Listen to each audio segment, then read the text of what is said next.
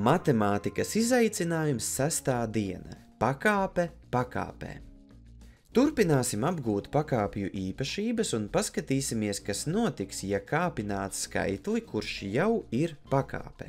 Piemērs, ar kuru strādāsim, būs 2 kvadratā, 3. pakāpē. Kāpināt nozīmē reizināt pašu ar sevi, tātad izteiksmi var uzrakstīt kā 2 kvadratā reiz 2 kvadratā reiz 2 kvadratā.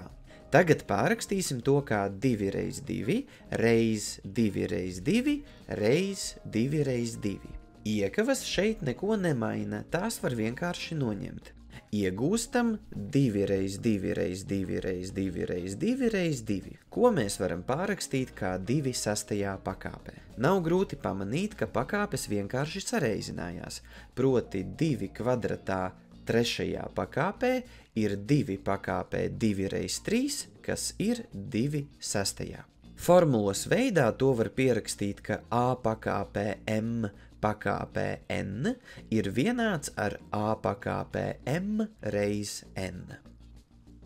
Starp citu, varbūt šajā vietā tu redzi jau kādu ātrāku veidu, kā mēs varējām saprast, ka rezultāts būs tieši 2 sastajā. Ja tev ir kāda ideja, ieraksti to komentāros.